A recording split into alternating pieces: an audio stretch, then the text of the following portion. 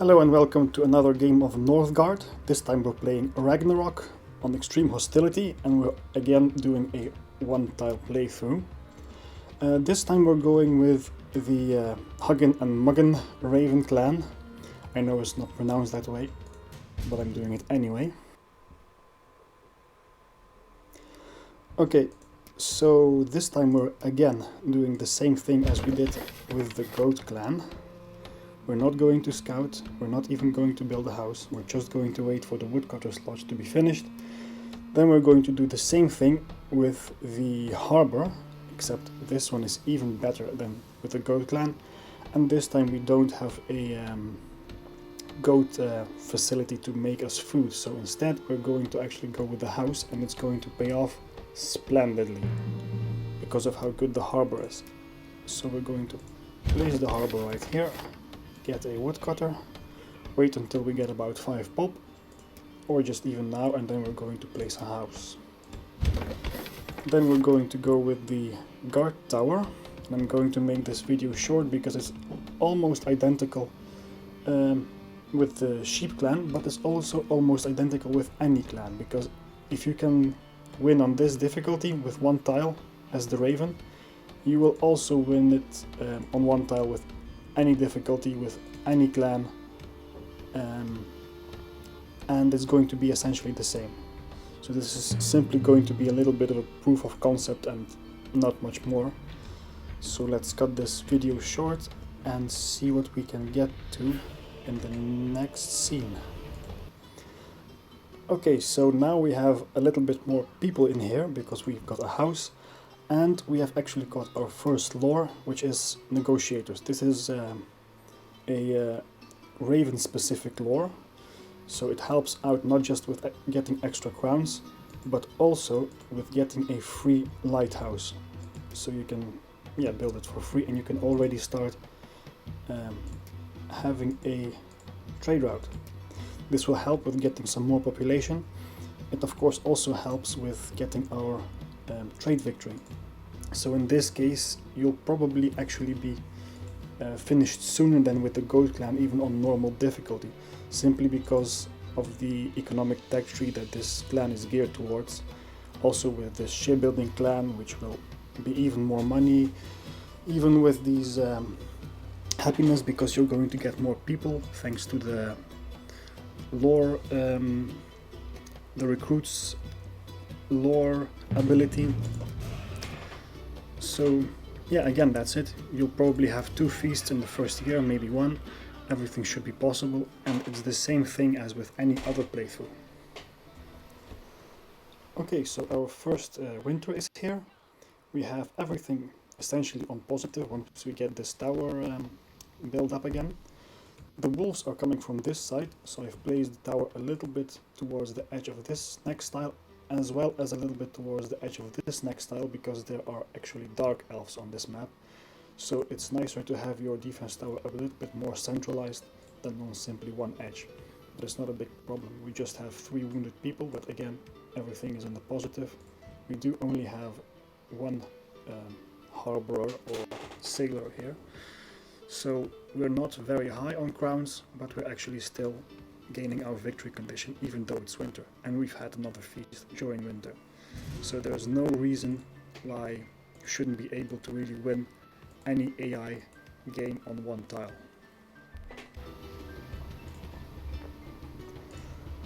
Okay, so now we're being raided by these Asgir elves, and I wonder which side they will come from. But the key here is to just select all of your villagers and to have them move to whichever spot is necessary. That is to say, so that they don't really get hurt. I do have a healer's hut here, but it would be nice if I don't have to use it. And eventually I will replace it with a blacksmith, and then with a trading post for extra gold, because I've also seen some people here thanks to the raiding ability. So okay, very nice. We have a guy here. So next time we are going to be under attack, and we have lost someone. That doesn't really matter, sadly. That's how the Raven clan rolls. But yeah, next time that happens, we're just going to move all of our guys onto this side of the tile. and we're just going to survive any attack, be it from wolves over this side or from the elves over this side. Also, once this volcano blows up and it's going to throw rocks everywhere that are going to be into very incredibly nasty creatures, the thing here is that they will never really land on your one tile, for as far as I know, if you only have your one tile on your home base. So you don't even have to deal with the most challenging enemies here. And the other challenging enemy is of course the AI player, which you can scout and then trade with, even if you don't have a scout camp. So that's really it. It's actually even easier with the Raven clan than with the Goat clan. Okay, so we have just survived another attack of these green or greyish elves. And in this case we will also have a blizzard on our hands, and we don't really have enough wood to patch this defense tower up or upgrade it. But to be quite honest, it's not a big issue. Usually you will have this lore already, and by that time you will probably survive the blizzard just fine. So in that case, let's see whether we can do it. We're getting close to our blizzard, and I hope we're going to do just fine. I'm only going to upgrade this woodcutter's lodge. I've also replaced the house for a small amount of time with a healer's hut, and then again with a house. Even though we still have one sick guy, it should still be fine.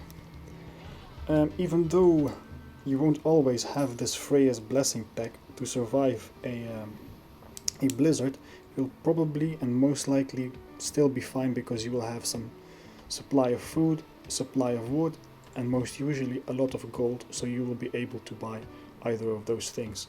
So even a blizzard just for 3 months or 2 months, however long it lasts, will probably with any clan be good enough. In this case we are getting a little bit more gold thanks to these attacks, but in any case it should always be doable.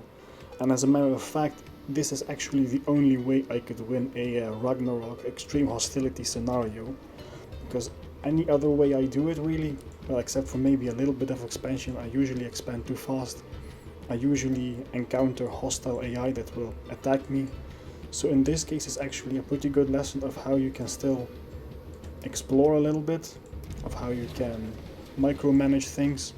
If I wanted to, I could just get rid of this one wolf, because he has been a bit of a pain in the butt, and you will still even have a one-tile playthrough if you just put a camp, but I guess I'm just peaceful like that. So in this case, yeah, we're surviving the winter just fine. 3 woodcutters, we're even halfway at our goal, so probably just half an hour and we'll get to the victory. Okay, so in this case we're in the middle of an attack of 3 of these elf guys, and they're kind of kicking our butt, but not enough for it to be a problem. And in this case we also have replaced the house with a forge, so the people are kind of unhappy, but we've also got a great trade route, and we're trading with the maybe aggressive wolf guy over here. So again, things are going pretty well. Nothing major. We are in the negative of almost everything, but we have wares that we have, supplies, so in this case again it's going to be a pretty standard game. Okay, so if you were wondering about how to deal with these guys after a volcano explosion, yeah, you don't really have to, because again the tiles that they land on are pretty much never your main tile, and even if it is, it will never be if it's your only tile, so you don't have to deal with those rock guys. And it's again winter and we're doing fine. So now we're going just by the top of the tech tree. If you can get these two before victory, that's nice, but you're probably going to get a victory before that, which is nicer. Yeah, so I've actually gotten an unexpected victory here. Let's show it from the start. And what did it take? About 50 minutes, that's all. So usually when you play Ragnarok and you're having difficulty to getting the achievement or getting a victory on here, especially on the extreme victory, I suggest you just do a one-tile playthrough and see what you can learn from that, because I think it shows you a little bit about managing your citizens, managing your food, essentially your resources, because I could have gotten, say, this style and it would have helped, sure, but instead I see some people sometimes getting a lot of useless tiles. It does provide happiness, but it does also provide points for attack, and in this case you don't need a military. You're saving a lot of resources on military, you're saving people on military that gather resources eventually. So it really is a pretty easy victory, and I think it teaches a lot. And it usually just happens in 4 years, or maybe even less if you're decent. So this is the whole setup. And you can always, in this case with the Raven clan, you can always switch the house, for example, for healers. If you have the happiness in this case, you can maybe even get an altar of kings for more lore, a little bit more food, gold, whatever. So in this case it's a pretty efficient setup, and I have 5 merchants, 3 sailors. Could have had even more for a bigger trader, but yeah, that's it. So I hope this video is shorter than the other one, and I hope you liked it as well. But that's as far as I'm going to go with Northgard, so yeah, see you soon.